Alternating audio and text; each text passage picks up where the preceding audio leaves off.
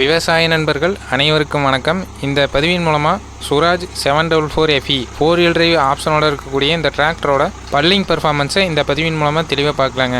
இந்த சேத்துளவு முறைக்கு இந்த விவசாயி பார்த்தீங்கன்னா சக்திமானோட 42 பிளேடு ஆர்டினரி ரொட்டாவேட்டர் போட்டு யூஸ் பண்ணுறாரு. செயின் டிரைவ் ரொட்டாவேட்டர் தான் போட்டு யூஸ் பண்ணுறாரு. இந்த ரொட்டாவேட்டரில் பார்த்தீங்கன்னா கீ டிரைவ், செயின் டிரைவ் 2 விதமான ஆப்ஷன் இருக்கும். இதில் கீ டிரைவை அதிகமாக ப்ரிஃபேர் பண்ணுங்கள். ஏன்னா கீ டிரைவில் வந்து எந்த அட்ஜஸ்ட்மெண்ட்டும் இல்லை, ஒரு எஃபெக்டிவான பவரை வந்து டிரான்ஸ்மிட் பண்ண முடியும். கரெக்டான ஆயில் சர்வீஸ் மெயின்டெனன்ஸ் இருந்தால் போதும். ஆனால் செயின் டிரைவில் நீங்கள் அடிக்கடி செயினை அட்ஜஸ்ட் பண்ண வேண்டியது வரும். அதோட செயினில் வந்து அடிக்கடி டேமேஜ் ஏற்படுறதுக்கான வாய்ப்பு இருக்குது. அதனால் கீ டிரைவ் ரொட்டாவேட்டரை ப்ரிஃபேர் பண்ணுங்கள். அடுத்து ரோட்டரி டில்லரில் 3 டைப் இருக்குது. என்னென்னு பார்த்தீங்கன்னா பனானா ஸ்பெஷல்னு சொல்லுவாங்க. அடுத்து நார்மல் ட்ரைலாண்ட் அப்ளிகேஷனுக்கு தனியாகும். பேடி ஸ்பெஷல் அந்த சீரீஸ்லேயும் வரும். பேடி ஸ்பெஷல்லையே பார்த்தீங்கன்னா கைரோ வெட்டர்னு சொல்லுவாங்க. கைரோ வெட்டர்லேயே பார்த்தீங்கன்னா J type, L type, C type, இந்த 3 விதமான பிளேடை போட்டு யூஸ் பண்ணுவாங்க. இந்த 3 விதமான பிளேடு பார்த்தீங்கன்னா சி டைப்பும் எல் டைப்பும் ரொம்ப நல்லாயிருக்கும். ஏன்னா அருமையான ஃபினிஷிங் கொடுக்கும். பில்லு அதிகமாக இருந்தாலும் உழவு எடுக்கும். ஆனால் ஜே டைப்பில் பார்த்தீங்கன்னா பில்லு சிக்கிக்கும், ரோட்டரி ஃபுல்லாக ரோல் ஆகிக்கும். அதனால் சேத்துளவுக்கு பார்த்தீங்கன்னா ஜே டைப்பு, சி டைப்பு நல்லாயிருக்கும். கைரோவேட்டர்னு சொல்லக்கூடிய ரோட்டரி டில்லரில் பார்த்தீங்கன்னா மேக்ஸிமம் சி டைப் பிளேடு தான் போடுவாங்க. அந்த கைரோவேட்டர் போட்டு பல்லிங் பர்ஃபார்மன்ஸு வந்து ஆல்ரெடி நம்ம சேனலில் போட்டிருக்கு, மேலே கார்டில் கொடுக்குறேங்க, போய் பாருங்கள். அது மட்டும் இல்லாமல் இந்த டிராக்டருக்கு பார்த்தீங்கன்னா நார்மல் ரொட்டாவேட்டர், நார்மல் ட்ரைலாண்டில் யூஸ் பண்ணுற ரொட்டாவேட்டர் தான் போட்டு யூஸ் பண்ணுறாங்க. ஏன் வந்து பல்லிங், அதாவது சேத்துளவில் வந்து அந்த மாதிரி ரொட்டாவேட்டர் போடணும், ஏன் இந்த ரொட்டாவேட்டர் போடக்கூடாதுன்னா, நார்மல் சீரீஸ் அதாவது ட்ரைலாண்ட் அப்ளிகேஷனுக்கு வர ரொட்டாவேட்டர் பார்த்தீங்கன்னா ரொம்ப ஹெவியாக இருக்கும், வெயிட் அதிகமாக இருக்கும். ஆனால் பல்லிங் ஸ்பெஷல் ரொட்டாவேட்டர் பார்த்தீங்கன்னா மேலே வரக்கூடிய பாடி போர்ஷனில் இருக்கக்கூடிய மெட்டீரியலை குறைச்சிருவாங்க. அதனால் வெயிட் வந்து குறைஞ்சிரும். இதனால் எவ்வளோ சேராக இருக்கக்கூடிய இடத்துல நீங்கள் ரொட்டாவேட்டரை போட்டு ஆப்ரேட் பண்ணாலும் சுலபமாக வண்டி வெளியே வந்துடும். வெயிட் ஓவராக இருந்துச்சுன்னா வண்டி வந்து சிக்கிறது அந்த மாதிரி ப்ராப்ளமெல்லாம் வரும்.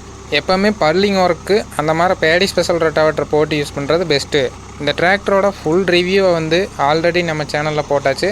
அதுக்கான லிங்க் வந்து டிஸ்கிரிப்ஷன்லேயும் கமெண்ட் செக்ஷன்லேயும் கொடுக்குறேங்க, போய் பாருங்கள். என்னென்ன ஆப்ஷன் கொடுத்துருக்குறாங்கன்னு ஃபுல்லாக எக்ஸ்பிளைன் பண்ணியிருக்குதுங்க. ரோட்டரி டில்லரை இந்த மாதிரி பல்லிங் ஒர்க்கு போடுறப்போ குறையளவுன்னு சொல்லுவாங்க. குறையளவு ஓட்டுறதுக்கு முன்னாடி காடு வந்து ரொம்ப இறுகி கிடக்குது, முன்னாடி அறுவடை செய்கிறப்போ ரொம்ப ஈரமாக இருந்து அந்த நிலத்தில் ஓட்டிட்டேன்னா ரிஜிட் கல்டிவேட்டர்னு சொல்லுவாங்க. அதாவது இந்த வயல் காட்டுக்கே போட்ட கலப்பைன்னு சொல்லுவாங்க. அந்த மாதிரி கல்டிவேட்டரை வச்சு உழவு ஓட்டிட்டு அதுக்கப்புறம் ஓட்டுனா பார்த்தீங்கன்னா ஒரு பெனிஃபிட்டாக இருக்கும். அந்த கல்டிவேட்டரை போட்டு ஓட்டாமல் டைரெக்டாக நீங்கள் ரொட்டாவேட்டரை போட்டு யூஸ் பண்ணிங்கன்னா ஒரு எஃபெக்டிவான சேத்துளவு வந்து இருக்காது. அதனால் அந்த மாதிரி லேண்டுக்கு வந்து அந்த மாதிரி கல்டிவேட்டரு, அதாவது ட்ரை லேண்ட்லேயே கல்டிவேட்டரை போட்டு உழவு ஓட்டிட்டு அதுக்கப்புறம் இந்த மாதிரி ரொட்டாவேட்டரை போட்டு சேத்துல ஓட்டுறது பெனிஃபிட்டாக இருக்கும். அடுத்து சேத்துளவுக்கு வந்து என்னென்ன ஸ்பெசிஃபிகேஷன் வந்து என்னென்ன ஆப்ஷனெல்லாம் இருந்தால் சேத்துல ஓட்ட முடியும் அப்படின்னா, முதல்ல axle, back and front axial வந்து ஃபுல்லி சீல்டாக இருக்கணும். அது மட்டும் இல்லாமல் பேக் அண்ட் ஃப்ரண்ட் ஆக்சில் வந்து இன்ஜினோட பவர் வந்து போகிற மாதிரி இருக்கணும், அதாவது 4-wheel drive ஆப்ஷனோடு இருக்கணும். நெக்ஸ்ட்டு கிரவுண்ட் கிளியரன்ஸ் அதிகமாக இருக்கணும். கிரவுண்ட் கிளியரன்ஸ் பார்த்திங்கன்னா ஒரு 400 mm மினிமம் இருக்கணும். அப்படி இருந்தால் மட்டும்தான் எவ்வளோ சேர் இருந்தாலும் டிராக்டரை ஆப்ரேட் பண்ணுறதுக்கு சுலபமாக இருக்கும். நெக்ஸ்ட்டு பார்த்தீங்கன்னா paddy special tyre. Paddy special tyre வந்து நீங்கள் ஃப்ரண்ட் சைடில் போட தேவையில்லை, ஃப்ரண்ட் டயர் வந்து மாற்றணுங்கிற அவசியம் இல்லை. பேக் சைடு இருக்கக்கூடிய டயருக்கு மட்டும் பேடி ஸ்பெஷல் டயர் போட்டால் போதும், அதுவே போதுமானது. அதன் மூலமாக பார்த்தீங்கன்னா உங்களுக்கு சேத்துளவில் ஒரு எஃபெக்டிவான கிரிப்பு கிடைக்கும். இந்த மாதிரி fully sealed axle, 4-wheel drive, paddy special tyre, fully sealed 4-wheel drive மட்டும் இருக்கணுங்கிற அவசியம் இல்லை, 2-wheel drive ஆப்ரேட் பண்ணலாம். அதிகமாக சேர் இருக்கக்கூடிய இடத்துல 4-wheel drive போடலாம், குறைவான சேரு ஆகும், வண்டி வந்து இறங்காது, அந்த மாதிரி இடத்துல 2-wheel drive போதுமானது. இந்த மாதிரி ஆப்ஷன் எல்லாம் இருந்தால் பார்த்தீங்கன்னா நீங்கள் பல்லிங் பர்ஃபார்மன்ஸ், அதாவது சேத்துளவுக்கு நீங்கள் டிராக்டரை ஆப்ரேட் பண்ணலாம். ஃபுல்லி சீல்டு ஆக்சில் பார்த்தீங்கன்னா பெவல் கீர் டிரைவ் ஃப்ரண்ட் ஆக்சில்னு சொல்லுவாங்க. அந்த டைப் ஆக்சில் தான் ஃபுல்லி சீல்டு ஃப்ரண்ட் ஆக்சில் வரும். அதில் தான் பார்த்தீங்கன்னா டஸ்ட்டோ வாட்டரோ எந்த கண்டென்ட்டும் உள்ளே போகாது. அதை தான் எல்லா பிராண்ட்லையும் சேத்துளவுக்கு ரெக்கமெண்ட் பண்ணுறாங்க. அடுத்து சேத்துளவில் வண்டி யூஸ் பண்ணுறப்போ கலர் டல் ஆயிரும், வண்டியோட மேனி வந்து மங்கிரும் அப்படின்னு சொல்லுவாங்க. அந்த பிரச்சனையை சரி பண்ணுறதுக்கு பார்த்தீங்கன்னா டீசல் ப்ளஸ் ஆயில், பழைய ஆயில் இருந்தாலும் பரவாயில்ல, அதை மிக்ஸ் பண்ணி மேலே ஸ்ப்ரே பண்ணணும். எந்தெந்த போர்ஷனில் எந்தெந்த பகுதியில் வந்து சேர் அடிக்குதோ அந்தந்த பகுதியில் அதை ஸ்ப்ரே பண்ணிட்டீங்கன்னா மறுக்க கழுவுறப்போ அதை ரிமூவ் பண்ணிங்கன்னா சுத்தமாக கழுவி வந்துடும். இதன் மூலமாக நீங்கள் எவ்வளோ நாள் டிராக்டரை சேத்துல யூஸ் பண்ணாலுமே அந்த பாடியோட ஒரிஜினாலிட்டி வந்து அப்படியே மெயின்டைன் ஆகும்.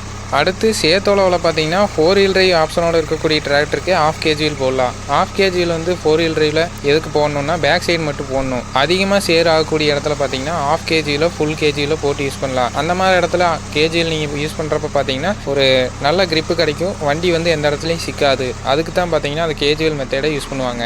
இந்த மாதிரி சேத்து உழவு முறைக்கு பார்த்தீங்கன்னா லோடு ஃபஸ்ட்டு இல்லைன்னா செகண்ட் கியரில் போட்டு ஆப்ரேட் பண்ணுறாங்க. 540 RPMல போட்டு யூஸ் பண்ணுறாங்க. பில்லு அதிகமாக இருக்கக்கூடிய இடத்துல பார்த்தீங்கன்னா 750 RPM போட்டு யூஸ் பண்ணுறாங்க. சேத்து உழவில் பார்த்தீங்கன்னா 45லேருந்து 50 HP நீங்கள் யூஸ் பண்ணுறப்ப பார்த்தீங்கன்னா 1 ஏக்கர் 1 மணி நேரத்தில் கவர் ஆகுது. அதே மினி டிராக்டரை வச்சு ஒரு 24லேருந்து 30 HP அந்த ரேஞ்சில் இருக்கக்கூடிய டிராக்டரை வச்சு உழவு ஓட்டுறப்ப பார்த்தீங்கன்னா சேத்து உழவு ஓட்டுறப்போ ஒரு 2 மணி நேரத்துலேருந்து 2.5 மணி நேரம் செலவாகுது. அடுத்து இந்த மாதிரி உழவு முறைக்கு வந்து எந்த ரொட்டாவேட்டர் வந்து பெஸ்ட்டாக இருக்கும்? ரொட்டாவேட்டர் இல்லைன்னா கைரோவேட்டர் எது பெஸ்ட்டாக இருக்குன்னா மேசியோன்னு ஒரு கம்பெனி. அந்த கம்பெனி பார்த்தீங்கன்னா பேடி ஸ்பெஷல்னு தனியாக மேனுஃபேக்சரிங் பண்ணி விட்றாங்க. அந்த பிராண்ட் ரொட்டாவேட்டர் பார்த்தீங்கன்னா எல்லா விதமான பிராண்டு டிராக்டருக்கும் பொருத்தமாக இருக்கும். மெயின்டெனன்ஸ் கம்மியாக இருக்கும். மைலேஜ் நல்லா வரும். வண்டிக்கு மெயினாக லோடு இருக்காது. அந்த மேசியோ பேடி ஸ்பெஷல் ரோட்டரி டில்லரில் பார்த்தீங்கன்னா 5 அடியிலிருந்து 12 அடி வரைக்கும் இந்தியாவில் வருதுங்க. பேஸ்டான நிலத்தோட அமைப்புக்கு தகுந்த மாதிரி நீங்கள் எவ்வளோ ஃபீட் வேணுமோ செலக்ட் பண்ணிக்கலாம். மோஸ்ட்லி நாங்கள் இருக்கக்கூடிய ஏரியாவில் பார்த்தீங்கன்னா 6 அடியிலிருந்து 7 அடி. 7 அடினா 54 பிளேடு வருங்க. அந்த டைப் ரோட்டரி டில்லர் தான், பேடி ஸ்பெஷல் மேசியோ ரோட்டரி டில்லர் தான் சூஸ் பண்ணுறாங்க. ஏன் அந்த பிராண்டு தான் நல்லா இருக்குமா, மேசியோ தான் நல்லா இருக்குமா, வேறு பிராண்ட் நல்லா இருக்காதான்னு கேட்டால் முழுக்க பேடி ஸ்பெஷல் சீரிஸ் வந்து அவங்க விடுறாங்க. மற்ற எந்த பிராண்ட்லேயும் அந்த மாதிரி கொடுக்கறது இல்லை. அதனால் மேசியோ ரோட்டரி டில்லரை ப்ரிஃபேர் பண்ணுங்கள். சேத்தொளவில் வண்டியில் டயர் ப்ரெஷரை மெயின்டைன் பண்ணணுமா, வெயிட் வந்து அதிகமாக போடணுமானா தேவையில்லைங்க. டயர் ப்ரெஷர் வந்து மீடியமாக இருந்தால் போதும். பேக்கில் ஒரு 16 பாயிண்ட்டு, ஃப்ரண்ட்டில் ஒரு 20-22 பாயிண்ட் இருந்தால் போதும். வெயிட் பார்த்தீங்கன்னா ஃப்ரண்ட் அண்ட் பேக் வந்து போட தேவையில்லை. எந்த அளவுக்கு வெயிட் வந்து கம்மியாக இருக்குதோ அந்த அளவுக்கு சேத்துல பார்த்தீங்கன்னா உங்களுக்கு மூவ்மெண்ட் நல்லாயிருக்கும். இந்த டிராக்டரோட வெயிட் பார்த்தீங்கன்னா 2000 கிலோகிராம் தான் வருது. கரெக்டான வெயிட்டு, அதாவது வெட்லேண்ட் அப்ளிகேஷனாக இருக்கட்டும், ட்ரைலேண்ட் அப்ளிகேஷனாக இருக்கட்டும், அந்த 2 அப்ளிகேஷனுக்கு தகுந்த மாதிரி கரெக்டான வெயிட் கொடுத்துக்கிறாங்க. இதனால் எல்லா அப்ளிகேஷனுக்கும் இந்த டிராக்டர் பொருத்தமாக இருக்கும். இந்த மாதிரி சேத்தொளவில் அப்ளிகேஷனில் பார்த்தீங்கன்னா எவ்வளோ மைலேஜ், ஒரு ஹவருக்கு எவ்வளோ டீசல் போகுன்னா 3லேருந்து 4.5 லிட்டர் போகுங்க. இந்த டீசல் வேரியேஷன், அதாவது 3லேருந்து 4.5 லிட்டர் எதை பொறுத்து போகுன்னா நிலத்தோட தன்மைக்கு தகுந்த மாதிரி போகுங்க. நிலம் வந்து ரொம்ப இறுக்கமாக இல்லை, ரொம்ப பொதுன்னு கிடக்குதுன்னா அந்த மாதிரி லேண்டில் பார்த்தீங்கன்னா உங்களுக்கு மைலேஜ் நல்லா வரும். அதே இறுக்கமாக இருக்கக்கூடிய நிலத்தில் நீங்கள் ஓட்டுறப்ப பார்த்தீங்கன்னா மைலேஜ் ட்ராப் ஆகும், டீசல் அதிகமாக போகும். இந்த மாதிரி உழவு முறையில் பார்த்தீங்கன்னா எங்கள் ஏரியாவில் ஒரு ஏக்கருக்கு 2 முறை உழவு ஓட்டி கொடுப்பாங்க. குறையுழவுன்னு சொல்லுவாங்க, நடவு சேரு. அந்த மாதிரி 2 முறை ஓட்டி கொடுக்குறக்கு 5000 ரூபாய் வாங்குறாங்க. இந்த ப்ரைஸ் வந்து எதை பேஸ் பண்ணிங்கன்னா எங்கள் ஏரியாவில் இருக்கக்கூடிய நிலத்தோட தன்மைக்கு தகுந்த மாதிரி. இப்போது ஒரு ஏக்கர் வந்து ஒரே வெயிலாக இருந்துச்சுன்னா இதே ப்ரைஸ் வந்து கம்மியாகும்.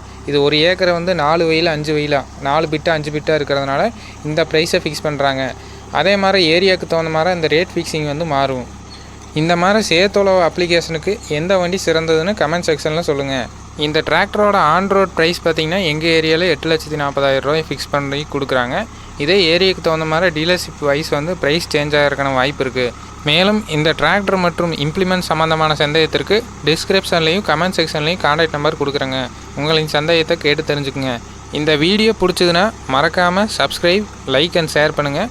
மேலும் இது போன்ற ஒரு சுவாரஸ்யமான வீடியோ பதிவுடன் சந்திப்போம். நன்றி, வணக்கம்.